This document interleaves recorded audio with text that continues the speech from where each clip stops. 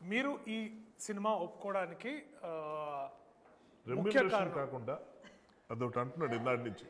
మీరు ఈ క్యారెక్టర్ ఒప్పుకోవడానికి రెమ్యునరేషన్ కాకుండా ఇంకా ఏంటి కారణం? నేను అనలేదన్నా, రికార్డింగ్ లో మీరు మాట్లాడండి సార్. నేను మాట్లాడడానికి ఏముండదు, అంతా మీదే బేసిక్.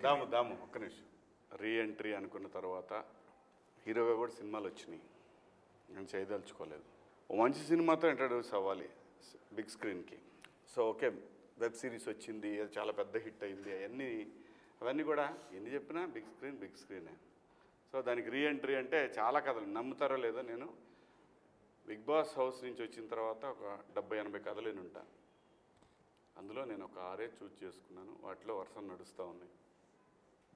దాంట్లో ఈ కథ నాకు చెప్పడానికి రమణ గారు ఉన్నారు, అది కో డైరెక్టర్. ఆయన ఒకరోజు ఫోన్ చేశాడు, వెంకట్ గారు ఇలా ఒక కథ ఉందని మా గోపికి చెప్తే నేను పంపిండి సార్ అని చెప్పాను. వచ్చారు.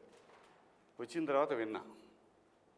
నేను కూడా ఫస్ట్ అడిగిన క్వశ్చన్ ఇదే, ఈ సినిమాలో ఆ 2 క్యారెక్టర్లు ఎవరు చేస్తున్నారు అని అడిగాను. అమ్మాయి అబ్బాయి. నాకు అంత పిచ్చగా నచ్చినటువంటి క్యారెక్టర్లు అయ్యి.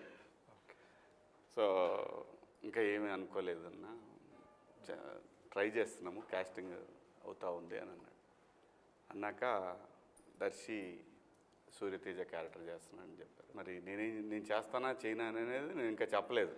ఆవిడ చెప్పిన తర్వాత, ఆ క్యారెక్టర్ విన్న తర్వాత, yes this is the right film to enter on big screen అనుకున్నాను. దట్టు నాని గారి ప్రొడక్షను. ఎన్ని చెప్పినా నాని నేమ్ అనేది బ్రాండ్. వాల్పోస్ ఆఫ్టర్ హిట్ సిరీస్లు, అంతకుముందు తను తీసిన ఈ వర్షన్ సినిమాలతోటి తనకు బ్రాండ్ యాజ్ ఎ హీరోగా ప్రూవ్డ్. అది మనందరికీ తెలుసు. అది కాదు మెయిన్ ఏంటంటే ప్రొడ్యూసర్గా తను ఒక బ్రాండ్ అయ్యాడు. పెద్ద సినిమా కిందనే లెక్కేది. ఇలా ఇంట్రడ్యూస్ అయితే బాగుంటుందనే ఫీలింగ్ తోటి. లేటెస్ట్ న్యూస్ అప్డేట్స్ కోసం ఇప్పుడే డౌన్లోడ్ చేసుకోండి మీడియా ఎఫెక్ట్స్ యాప్.